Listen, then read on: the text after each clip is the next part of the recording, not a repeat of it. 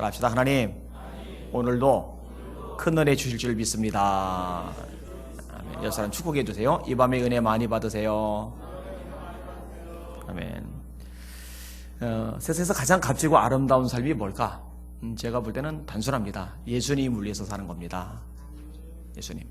우리 예수님이 어떤 분이셔요? 우리 예수님은 하나님이십니다. 어디 4대 성인 따위가 예수님하고 나란히 설렁거려요. 까불고 있어요. 그죠? 예수님은 창조주십니다. 태초에 말씀이 계시니라. 이 말씀이 하나님과 함께 계셨으니 이 말씀은 곧 하나님이시니라. 그가 태초에 하나님과 함께 계셨고 만물이 그로 말미암아 지은 바 되었으니 지으신 것이 하나라도 그가 없이는 된 것이 없느니라. 창조주십니다. 근데 창조주 되신 그분이 하늘 영광 버리고 이 세상에 오신 거예요. 인카네이션, 성육신이라고 그러죠. 말씀이 육신이 되어 우리 가운데 거하심에 우리가 그의 영광을 보니 아버지의 독생자의 영광이요 은혜와 진리가 충만하더라. 하나님께서 한 아기가 되신 거예요. 이는 한 아기가 우리에게 낳고 한 아들을 우리에게 주신 바 되었는데 그의 어깨는 정사를 메었고 그의 이름은 기묘자라 모사라 전능하신 아버지라 평강의 왕이라 영존하시는 하나님이라 할 것임이니라. 자, 창조되신 그분이 인간의 몸을 입고 이 세상에 오셨고 우리와 같이 사시다가 저와 여러분의 모든 죄를 대신 지고 십자가에서 죽임을 당하셨어요. 그가 찔림은 우리의 허물을 인하며 그가 상함은 우리의 죄악을 인함이라. 그가 징계를 받음으로 우리가 평화를 누리고 그가 채찍에 맞음으로 우리가 나음을 입었도다. 우리는 다 양 같아서 그릇 행하여 각기 제 길로 가거늘 여호와께서는 우리 무리의 죄악을 그에게 담당시키셨도다. 그런데 죽음에 매여 계실 수 없는 분이에요.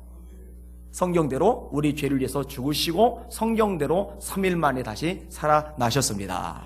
예수 다시 사셨습니다. 예수 사심은 우리 죄사함과 밀접하게 관련되어 있어요. 로마서 11장 45절에 이렇게 말씀합니다. 예수는 우리 범죄함을 위하여 내어줌이 되고 또한 우리를 의롭다 하심을 위하여 살아나셨느니라. 우리가 생각할 때 십자가의 죽으심이 우리 죄사함과 연결되는 거, 이거는 너무 명확하게 알아요. 근데 예수님의 부활이 우리 죄사함과 연결되는 거, 여기까지 연결을 못 시키는 사람들이 있어요. 말씀을 더 깊이 모르는 거죠. 다시, 예수는 우리 범죄함을 위하여 내어줌이 되고 또한 우리를 의롭다 하심을 위하여 살아나셨느니라. 왜냐? 예수님이 만약에 죽으시고 부활하지 못하셨다면 그분이 우리 죄를 사하시는 하나님의 아들이라는 것을 우리가 믿을 방법이 없어요. 로마서 1장에 보면 죽은 가운데서 부활하여 하나님의 아들로 선포되셨다. 죽은 가운데서 죽은 자들 가운데서 부활하여 하나님의 아들로 선포되셨다. 죽음에서 부활한 이 부활이 있기 때문에 예수님이 하나님의 아들이라는 것을 우리가 믿을 수 있게 되는 거예요. 부활은 예수님이 하나님의 아들 되심을 증언하는 최고의 증언인 줄 깨달으시길 바랍니다. 아, 주님 사셨구나. 그럼 그분이 우리 구세주 맞네. 내 죄를 해결하는 분 맞네. 다시, 예수는 우리 범죄함을 위하여 내어줌이 되고 또한 우리를 의롭다 하시기 위하여 살아나셨느니라. 이 예수님은요 지금 하나님 보좌 우편에 올라가셨습니다. 그는 하나님 보좌 우편에 앉아 계신 자요 우리를 위하여 친히 간구하시는 자신이라. 근데 가시기 전에요 가시는 목적을 이야기하세요. 뭘 위해서 가시는지 아세요? 저와 여러분들이 거처할 것을 마련하러 가신대요. 너희는 마음에 근심하지 말라. 하나님을 믿으니 또 나를 믿으라. 내가 너희를 위하여 거처를 예비하러 가노니 가서 거처를 예비하면 내가 다시 와서 너희를 내게로 영접하여 나 있는 곳에 너희도 있게 하리라. 이 롯데캐슬 우리 교인 중에 2명이 이사를 갔는데 집 좋아요. 집 좋아요. 근데 지금 집이 안 좋다고 실망하지 마세요. 천국에 롯데캐슬과 비교가 안 되는 맨션이 지어지고 있어요. 분양금 안 넣어도 돼요. 대박이에요, 대박.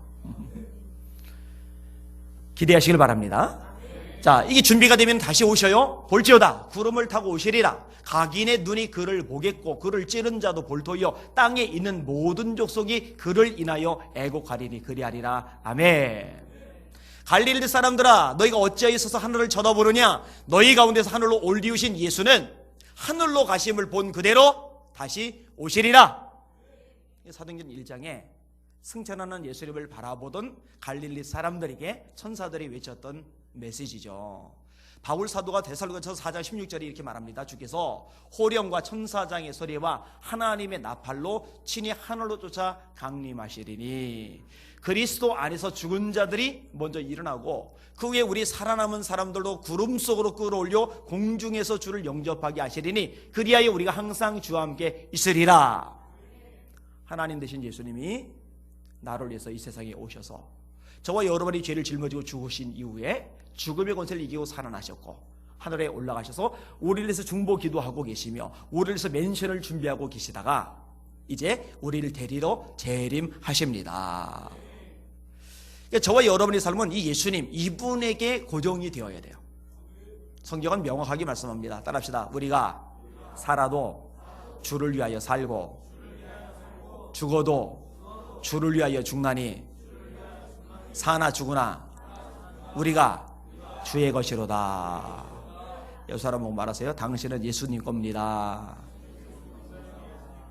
한 번 더, 나도 예수님 겁니다. 한 번 더, 우리 예수 위에 삽시다. 네, 이게 최고 귀한 삶이에요. 주님 위에 삽시다. 저도 예수님 만나고 나서요, 제 삶의 목적은 딱 정해졌어요. 뒤돌아선 적 한 번도 없어요. 주님을 기쁘시게 하자.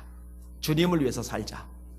그렇게 살다가 주님 앞에 서는 게 제 평생 소원입니다.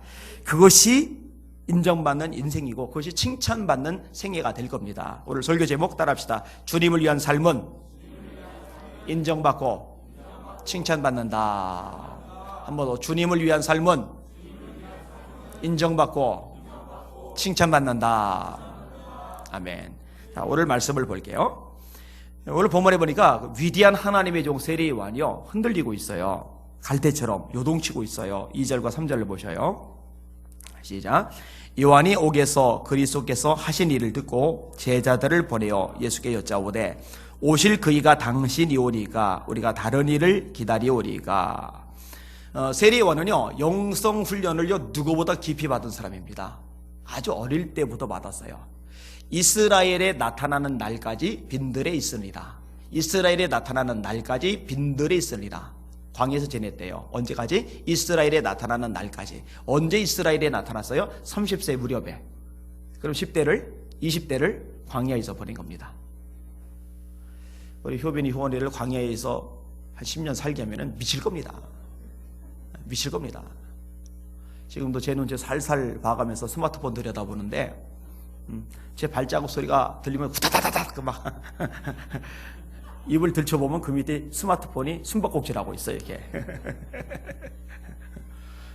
그런 거 일절 없는 광야에서 10년 20년 살아봐요. 와, 장난이 아닐 겁니다. 이 세례 요한이 그렇게 젊은 시절 어린 시절을 보냈어요. 근데 가만히 보면요 영적 거장들이 광야와 관련이 깊어요. 모세 광야에서 40년을 보냈습니다. 징글맞아요. 징글맞아요. 사도 바울은 예수님을 만나고서 아라비아 광야에서 3년간 보냈다고 알려져 있죠.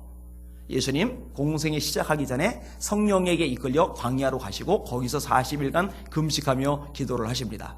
다윗 10광야 같은데 광야 생활을 많이 했어요. 다윗도요. 이스라엘 백성들이 지난 광야도요 의미가 깊습니다. 하나님이 이렇게 말씀하세요. 네 하나님 여호와께서 이 40년 동안에 네게 광야 길을 걷게 하신 것을 기억하라. 광야 길을 걷게 하셨대요. 이스라엘 백성들을 40년이나 기억하라. 이는 이유가 있어요. 목적이 있어요. 하나님은 절대로 아무 이유 없이 아무 생각 없이 그냥 감정에 치우쳐서 그냥 어쩌다 우연히 그냥 광야에 뒹굴게 하시는 분이 아니에요. 명확한 목적을 가지고 계세요. 여러분들이 광야를 지날 때 있죠. 낮에는 덥고 밤에는 춥고 목마르고 모자란 거 투성이고 힘들고 외롭고 답답하고 외롭고 막 미칠 것 같고 막. 요거 하나님께서 이런 생활에 몰아넣으실 때는요 한번 굴러봐라. 그게 아니에요. 하나님이 분명히 목적과 계획을 가지고 계신 거예요. 그걸 깨달으셔야 돼요. 이는 너를 낮추시며 너를 시험하사 네 마음이 어떠한지 그 명령을 지키는지 지키지 않는지 알려 하심이라. 너를 낮추시며 너를 줄이게 하시며 또 너도 알지 못하며 네 조상들도 알지 못하던 만나를 네게 먹이신 것은 사람이 떡으로만 사는 것이 아니요 여호와의 입에서 나오는 말씀으로 사는 줄을 네가 알게 하려 하심이니라.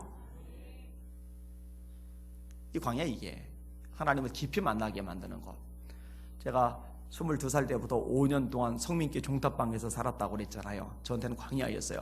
와, 이 큰 건물 안에 지금 가족들하고 같이 5층에서 사니까 괜찮지 혼자 산다고 생각을 해봐요. 5년 동안 진짜 외로우며 뼛속까지 들려옵니다. 제 방문길은요 우리 목사님도 안 가지고 계셨어요. 저 혼자만 가지고 있었어요. 근데 그 길을 저 혼자만 가지고 있는 주제에 올라가면서 방 안에서 누가 저를 기다려 주기를 기다려요. 밖에서 누가 저를 기다립니까? 그 열쇠 나밖에 없는데. 그만큼 외로운 거예요. 발자국 소리 들리면은요 제가 귀가 좋거든요. 이 바닥에다 귀 대고서요 혹시 5층까지 올라오나. 근데 대개는요 2층 3층 올라가다가 도로 내려가요. 와주길 기다렸어요. 외롭거든요. 근데 외로우니까요 깊이 하나님을 찾게 돼요. 정말 애절하게 간절하게 하나님을 부르게 돼요. 그 시간에 지금 제 목회사에게 굉장히 중요한 밑거름 역할을 하고 있어요. 그래서 우리 청년들도 광야 생활을 좀 보내게 할 필요가 있겠다 싶어요. 우리 성도들도 마찬가지고 사실 신학생 시절 때 이 광야 생활을 깊이 하게 할 필요가 있어요. 수도사처럼 너무 막 카페만 돌아다니고 당구 치러 다니고 족구하러 다니고 테니스 치러 다니고 막 PC방 다니고 막 도대체 영성이 언제 깊어질는지 알 수가 없어요. 그 얕은 데다가 넓기라도 하면 되는데 얕은 데다가 좁아요. 이게 큰일이에요. 큰일이에요. 광야가 필요하죠. 자, 이 광야를 보내고서 사역을 시작한 세례요한 센세이션을 일으킵니다. 군중들이 몰려들어요. 이 광야까지 세례요한이 설교 듣겠다고 천지 사방에서 모여드는데 이 대단한 인기를 누리고 있던 세례요한의 눈에 예수님이 보이는 거예요. 군중들이 다 보고 있는 앞에서 이렇게 말합니다. 나는 저번에 신발끈 불기도 감당하지 못할 자다. 저분은 흥하여야 하겠고 나는 쇠하여야 하리라. 대단하죠? 예수님을 알아본 거예요. 나도 이분이 누군지 몰랐다. 그런데 나를 보내어 세례를 주라 말씀하신 그분이 내게 말씀하시기를 누군가에게 성령이 임하는 것을 보거든 그가 곧 성령으로 세례 주는 분인 줄 알라 하시기로 내가 보고서 너희들에게 증거한 것이다. 제가 좀 풀어서 설명을 한 거예요. 그렇게 이야기를 끄집어내요. 그러니까요 예수님을 알아봤던 그 당시에 유일한 존재가 세례요한입니다. 물론 어린 시절에 예수님을 알아봤던 두 분이 있어요. 안나 할머니하고 시몬 할아버지. 그 외에는 못 알아봐요. 그 다음에 예수님이 장성하고 사역 시작할 때 예수님을 알아봤던 사람은 딱 한 사람입니다. 세례요한. 또 다른 존재가 있긴 있어요. 귀신은 예수님을 대부분 알아봐요. 근데 귀신이 알아보는 건 소용이 없어요. 알아보지만 예수님을 사랑하거나 섬기거나 그 말씀에 순종하지는 않으니까 세례요한이 정확하게 예수님을 알아봤어요. 대단한 사람이죠. 대단한 사람. 그런데 그 세례요한이 아무도 예수님을 알아보지 못하고 아무도 예수님을 깨닫지 못하던 그 순간에 예수님이 누군지를 알고 그는 흥하여야 하겠고 나는 쇠하여야 하겠다 이렇게까지 선포했던 세례요한이 지금 뭔 소리 하고 있어요? 제자들 세례요한이 제자들을 예수님에게 보내는 거예요. 그리고 예수님에게 묻는 거예요. 당신이 오실 그분 맞습니까? 혹시 우리가 다른 분 기다려야 되는 거 아닙니까? 웬 바보 같은 소리를 하고 있어요. 이거 충격적인 얘기입니다. 여러분 어떻게 이럴 수가 있어요? 제가 분명히 말씀드릴게요. 얼마든지 이럴 수 있습니다. 사람은 사람입니다. 사람은 사람이에요. 제가 엘리야 얘기를 종종 하잖아요. 갈멜산에서 바알 선지자 450명, 아사랴 선지자 400명, 850명하고 맞짱을 뜨는 엘리야. 기가 막히게 대단해요. 하늘에서 막 불이 내려서 막 12양동이를 쏟아 부은 제단, 나무, 소, 또랑이 물까지 핥아버리게 만드는 능력의 종 엘리야. 우와, 대단해요. 대단해요. 근데 제가 그래서 엘리야를 좋아하는 게 아니라고 했죠. 제가 엘리야를 좋아하는 이유는 그 장면 때문이 아니고 그 장면 이후의 장면입니다. 이제 막 엄청난 국가적인 변혁의 역사가, 개혁의 역사가, 부흥의 역사가 이제 불 줄 알았어요. 그런데 변화가 없어요. 게다가 이 바알 선지자, 아사 선지자를 수입해왔던 장본인인 이세벨 왕후가 사람을 보내서 엘리야를 협박하는 거예요. 너도 내일 이맘때 네가 죽인 사람들처럼 너도 내 손에 죽을 줄 알아라. 그러니까요 마음이요 꺾였어요. 로뎀나무 그늘에 앉아서요 한다는 소리 봐요. 하나님 저 죽여주세요. 하나님 저 죽여주세요. 저는 열조만 못합니다. 근데 예전에 성경에 있는데 그게 왜 이렇게 은혜가 되는지. 똑같은 사람이구나. 야고보서 5장이죠. 엘리야는 우리와 성정이 같은 사람이로되. 여러분, 사람은 사람입니다. 한계가 있어요. 약합니다. 여러분, 여러분의 담임 목사인 이 안희한 목사, 하나님이 세우셨기 때문에 말씀 전하고 그 말씀을 여러분이 들어야 돼요. 여러분이 그 말씀을 순종해야 돼요. 저를 존경하고 따라야 돼요. 그리고 저를 위해서 기도해 줘야 돼요. 그런데 저를 전적으로 믿진 마세요. 발등 찍힐 겁니다. 되게 좋아하시는 분들 있어요. 발등 찍힐 겁니다. 믿지 마세요. 믿지 마세요. 사람은 사람이에요. 사람은 사람이에요. 어쩔 수 없어요. 지금 세례요한이 처한 상황이 뭐예요? 감옥에 갇힌 거예요. 감옥에. 젊은 시절을 주를 위해서 다 포기했고 하나님 나라에서 말씀을 전하기 시작했고 이제 놀라운 일들이 막 펼쳐지는 것 것처럼 여겨졌는데 이 시점에 감옥에 갇혀가지고 할 수 있는 게 아무것도 없어요. 그 위대한 세례요한도 마음이 낙담이 되는 거예요. 연약해지는 거예요. 힘이 빠지는 거예요. 그러니까 자신이 전했던 예수님에 대해서 회의가 생긴 거예요. 당신이 메시아 맞습니까? 다른 일을 기다리니까. 네, 얼마든지 그럴 수 있어요. 자, 이때 예수님께서 어떻게 반응을 보이셔요? 4절에서 6절까지 같이 읽을게요. 시작. 예수께서 대답하여 이르시되 너희가 가서 듣고 보는 것을 요한에게 알리되 맹인이 보며 못 걷는 사람이 걸으며 나병한 자가 깨끗함을 받으며 못 듣는 자가 들으며 죽은 자가 살아나며 가난한 자에게 복음이 전파된다 하라. 누구든지 나로 말미암아 실족하지 아니하는 자는 복이 있도다 하시니라. 자, 이 구절 속에서 보면은요, 야 세례요한, 너 제정신이냐? 너 아무도 나를 못 알아볼 때 네가 다 알아보고 백성에게 선포했잖아. 근데 이제 와서 나보고 그분이 맞냐고 물어보면 어쩌라고? 너 제정신이냐? 이렇게 말씀하지 않았어요. 구약 이사야 61장에 보면은 희년에 대한 말씀이 있습니다. 주의 성령이 내게 임하셨으니 이는 가난한 자에게 복음을 전하게 하시려고 내게 기름을 부으사 포로된 자에게 자유를, 눈먼 자에게 다시 보기함을 전파하며 눌린 자를 자유케 하고 주의 은혜의 해를 선포하게 하려 하십니다. 이렇게 누가복음 4장에 예수님이 가버나움 회당에 들어가셔서 이 구절을 읽으시고 이 구절이 너희에게 응하였다라고 선언을 하셔요. 그 구절의 내용을 세례요한은 알아요. 구약에 대해서 식견이 있으니까 그걸 얘기하는 거예요. 너 니네 스승한테 가서 말해. 맹인이 본다. 못 걷는 자가 일어난다. 나병한 자가 깨끗함을 받는다. 못 듣는 자가 들으며 죽은 자가 살아나며 가난한 자에게 복음이 전파된다고 해라. 지금 뭐라고 닥달하시는 게 아니라 믿음을 북돋아 주시는 거예요. 맞아, 내가 그 메시아야. 내가 그 메시아야. 예수님이요, 믿음 없는 거 책망을 종종 하시지만 그런데 사람 자체를 내치시는 장면을 저는 발견할 수가 없어요. 가룟 유다가 예수님을 부인했지만 만약에 가룟 유다가 스스로 목숨을 끊지 않았다면 저는 예수님이 가룟 유다에게도 찾아가셨으리라고 믿어요.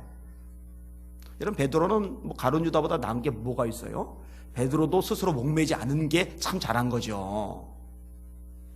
계집종 앞에서 3번 부인했잖아요. 부활의 주님을 만나고 나서도 나 고기 잡으러 간다고 옛삶으로 되돌아갔잖아요. 혼자 가요? 영향력 있으니까 나머지 제자들 몽창 끌고 가버렸잖아요. 예수님이 갈릴리 바다까지 가시죠? 다시 기회를 주시잖아요. 베드로 보자마자 예수님이 실실 웃으시면서 아니면 눈을 이렇게 야리시면서 너 계집종 앞에서 나 부인할 때 좋던? 어? 너 맹세도 하더라? 야, 양심이 있어라. 저주는 인간적으로 아니지. 어떻게 저주까지 하냐? 이거 얘기 꺼내지도 않으세요. 한마디도 안 꺼내셔요. 떡 고소 주시고 물고기 고소 주시고. 제가 그 장면을 되게 좋아해요. 제 설교에서 자주 나오는 장면은 제가 너무 좋아하기 때문에 누가복음 19장 사개오 얘기처럼 이 장면이 너무 좋아요. 제가 예수님이라면요 절대 그렇게 못합니다. 얘기했잖아요. 물고기 153마리 잡기 안 합니다. 그냥 배 뒤집어 놓죠. 물 시컷 마시게 하죠. 꼭꼭 물 마신 그 배 발로 눌러서 물 빼면서 한 번만 너 나 부인하면은, 한 번만 너 맹세 따위 하면은 너 죽는다 이럴 거예요. 제가 예수님 그런 말씀 한 말씀도 안 하셔요.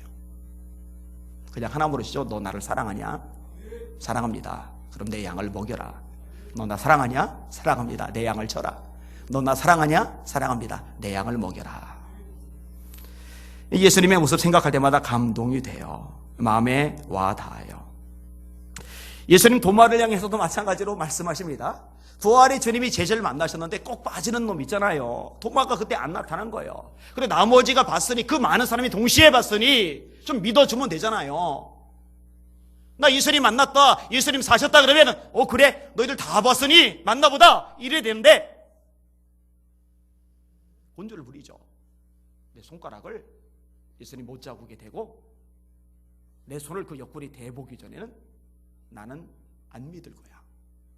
예수님 나타나시죠? 저 같으면 손가락 확 잡아서 잡아 끌면서 대봐 목 잡고서 잡아 확 끌어서 얘 봐봐 옆구리 내 손가락 내 손 봐라, 옆구리 봐라. 그리고 믿음을 일으켜 주잖아요. 그 도마가 순교자가 되잖아요. 이 예수님이시기 때문에 제가 여러분 앞에서 이렇게 설교를 합니다. 이 예수님 아니었으면 저는 벌써 끝났어요. 벌써 버림받았어요. 저라고 약해졌을 때 없었을 것 같아요. 얘기했잖아요. 저 3번 데려가 달라고 기도했었다고요. 여기는 어떤 한 분이 저를 힘들게 할 때 제가 그랬어요. 그분은 저 때문에 힘들었겠죠. 알만한 사람만 알지언정. 자, 그러시면서 우리 예수님이 사람들 앞에서 지금 연약해 있는 세례요한, 그런데 일생 주를 위해 살았잖아요. 주님이 오실 길만 예배했잖아요. 예수님 외에는 아무것도 없는, 예수님 빼면 빈 껍데기 뿌린 세례요한이잖아요. 이 세례요한, 주님 안에서 살았던 이 세례요한에서 굉장히 엄청난 말씀들을 줄줄이 이어서 하세요. 자, 7절 7절에서 14절 15절까지 쭉 한번 읽어볼게요. 그리고 따로 또 읽을 겁니다. 시작. 그들이 떠나매 예수께서 무리에게 요한에 대하여 말씀하시되 너희가 무엇을 보려고 광야에 나갔더냐? 바람에 흔들리는 갈대냐? 그러면 너희가 무엇을 보려고 나갔더냐? 부드러운 옷 입은 사람이냐? 부드러운 옷을 입은 사람들은 왕궁에 있느니라. 그러면 너희가 어찌하여 나갔더냐? 선지자를 보기 위함이었더냐? 옳다. 내가 너희에게 이르노니 선지자보다 더 나은 자니라. 기록된 바 보라, 내가 내 사자를 네 앞에 보내노니 그가 내 길을 네 앞에 준비하리라 하신 것이 이 사람에 대한 말씀이니라. 내가 진실로 너에게 이르노니 여자가 낳은 자 중에 세례 요한보다 큰 이가 일어남이 없도다. 그러나 천국에서는 극히 작은 자라도 그보다 크니라. 세례 요한의 때부터 지금까지 천국은 침노를 당하나니 침노하는 자는 빼앗느니라. 모든 선지자와 율법이 예언한 것이 요한까지니 만일 너희가 즐겨 받을진대 오리란 엘리야가 곧 이 사람이니라. 귀 있는 자는 들을지니라. 아멘. 자, 첫째로 뭐라고 묘사하시느냐? 선지자보다 더 나은 자. 여러분, 구약의 선지자들은 정말 대단한 존재들입니다. 저보고 그렇게 살려면 죽었다 깨도 못 삽니다. 에스겔 보고 내가 너희 소중한 것을 칠 텐데 슬픈 기색 내지 마. 그리고는 아내를 데려가셨어요. 에스겔이요? 슬픈 티 하나도 안 내요. 백성들이 물어요. 이게 무슨 뜻입니까?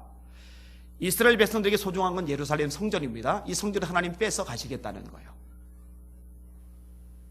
하나님이 제 아내를 데려가셨는데 저보고 슬픈 기색 내지 마 하면은 제가 그럴 수 있을까? 자신 없어요. 호세아가 장가를 갔는데 하나님 특별 지시입니다. 음란한 여자랑 결혼해라.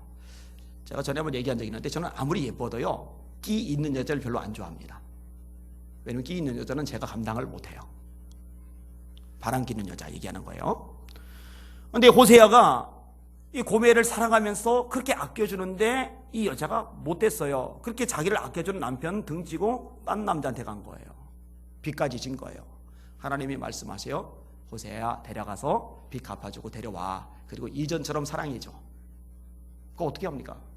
근데 호세아가 그렇게 해요. 그러면 여자가 세상에 어디 이런 남자가 있을까?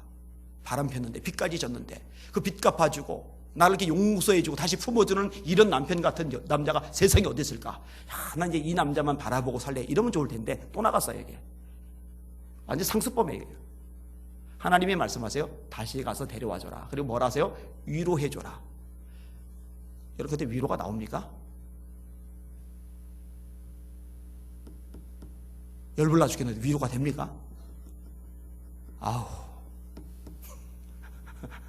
상상해봐요. 저기 있는 분이 딴 남자 품에 안겨 있어요. 그러다 저한테 걸렸어요. 그런데 나는 여전히 사랑할게. 이게 되겠어요? 돼요? 돼? 비쌤 되겠냐고. 저 보라가 딴 남자 품에 안겨 있다가 걸렸는데 관계 되겠냐고. 예? 안 되죠. 안 돼요. 안 돼요. 근데 호세아가요 그대로 해요. 그대로 해요. 그래서 호세아의 주제가 헤세드입니다. 하나님의 남편인데, 하나님이 그렇게 살아가시는데, 변함없이 용서하시는데, 기회 주시는데, 또 등지고 우상 숭배하며 죄 짓고 타락하며 도망가는데, 그래도 또 기다리는, 그래도 불쌍히 여기는 아버지의 마음을 호세 선지자가 알아요. 외치는 거죠. 우리 여호와를 알자. 힘써 여호와를 알자. 그의 나오심은 새벽빛과 같이 어김이 없나니 비와 같이 땅을 적시는 늦은 비와 같이 우리에게 임하시리라. 우리 하나님을 알자. 그 메시지는요 속에서 애끓는 메시지가 될 수밖에 없어요. 사랑할 수 없는 존재를 사랑하는 것이 얼마나 힘든지를 아니까. 그럼에도 사랑하는 것이 얼마나 위대한 자비와 긍휼인지 헤세드인지 아니까. 근데 주님이 말씀하세요. 이런 위대한 선지자들, 위대한 하나님의 사람들, 이들보다 나은 자 세례 요한. 이건 뭐 최고의 평가죠. 여러분 만약에 제가 이런 평가를 받을 수 있다면 어떤 대가든 지불할 거예요. 와, 기가 막혀요. 거기다가 아니죠. 내 사자를 네 앞에 보내노니 그가 네 길을 네 앞에 준비하리라 하신 것이 이 사람에 대한 말씀이니라. 이사야가 예언합니다. 40장에 광야에 외치는 자의 소리요, 너희는 광야에서 여호와의 길을 예비하라. 사막에서 우리 하나님의 대로를 평탄케 하라. 골짜기마다 도두어지며 산마다 작은 산마다 낮아지며 고르지 않은 곳이 평탄케 되며 험한 곳이 평지가 될 것이요, 여호와의 영광이 나타나고. 이거 예수님을 말하는 거예요. 하나님의 영광이 사람들 눈앞에 나타나요. 예수님이 하나님 독생자의 영광이잖아요. 은혜와 진리가 충만하더라. 모든 육체가 그것을 함께 버리라. 대저 여호와의 입이 말씀하셨느니라. 대단하잖아요. 또 뭐라고 하세요? 여자가 낳은 자 중에 세례 요한보다 큰 이가 없다. 혹시 남자에게서 태어난 사람 있어요? 혹시 수정에서 태어난 사람 있어요? 이건 모든 사람이요, 세상에 존재하는 모든 사람들에게 가장 위대한 사람이 세례 요한이다. 예수님이 이렇게 말씀하신 거예요. 세례 요한은요 솔직히요 인간적으로 볼 때 유복한 삶을 못 살았어요. 아까 얘기했죠. 청소년기, 청년기를 참 쓸쓸하게 지냈잖아요. 누리지를 못했어요. 그리고 기껏 직업으로 선택한 게 들판 설교자. 월급이 뭐 많이 나오겠어요? 옷이라고 입고 다니는 게 낙타털 옷, 꺼끌꺼끌한 거. 먹는 게 그냥 광야에서 주워 먹을 수 있는 거, 들꿀, 그 다음 메뚜기와 석청, 그거 먹고. 그러다가 권력자 세례 요한의 눈 밖에 나가지고 33세 정도 된 그 젊은 나이에 하찮은 여자, 아주 정말 인간 말종 같은 여자, 그 여자 하나 요청 때문에 목이 잘리고 접시에 던져져가지고 인생을 마감했잖아요. 제가 생각을 해봤어요. 잘 먹고 잘 살다가 노년에 저 남아프리카 공화국 케이프타운 같은 데 세계적인 관광지 있잖아요. 그런 데서 해변을 즐기면서 맛있는 거 마시고 신나게 호텔에서 놀고 놀면서 그렇게 산 사람, 야 노년 그렇게 보내면 좋겠다. 혹시 그런 생각 들어요? 여러분 잘 들으세요. 잠깐 동안 그렇게 즐기는 건 가치 있지만 그런 식으로 세월 보내는 거는 그 멋있고 매력있고 해볼 만한 거 아니에요. 주를 위해서 사는 게 가치가 있는 거예요. 주를 위해서 헌신하는 게 가치가 있는 거예요. 세례 요한은 뭐 수도 못 누렸어요. 짧은 나이에 아주 비참하게 결혼도 못 해보고 아이도 못 낳고 이세도 못 남기고 자기 이름 남길 후손 하나 못 두고 비참하게 죽었지만 주님께서 말씀하기를 여자가 낳은 자 중에 최고다, 선지자보다 나은 자다. 그래서 저는요 세례 요한이 너무 부러운 거 있죠. 부러운 거예요. 여기는 연세가 있는 분도 있고 젊은 사람도 있어요. 형편이 좋은 사람도 있고 뭐 별로 안 좋은 분도 있어요. 남자도 있고 여자도 있고. 그런데요, 이렇든 저렇든 저와 여러분의 삶의 관심은 딱 하나. 주를 어떻게 하면 기쁘시게 할까? 어떻게 하면 주님을 위해서 살까? 제일 처음에 인용한 대로 살아도 주님을 위해서 살고 죽어도 주를 위해서 살고. 왜냐? 나는, 여러분은 사나 죽으나 예수님의 것이니까. 예수님이 하늘 영광 버리고 땅에 오셔서 물과 피를 쏟으심으로 그 피값으로 저와 여러분을 사셔서 하나님 아버지께 드리셨으니까 이제는 잠시 있다가 없어지는 안개 같은 것들 위해서 거기에 만족 삼고 거기에 기쁨 삼아서 흐느적거리다가 세상 떠나기는 너무 존귀한 자들이 돼버렸거든요. 이제는 예수 그리스도 그 한 분을 위해서. 이것이 저희 관심사, 여러분의 관심사가 되실 수 있기를 주님의 이름으로 축원합니다. 나중에 천국 가면 알아요.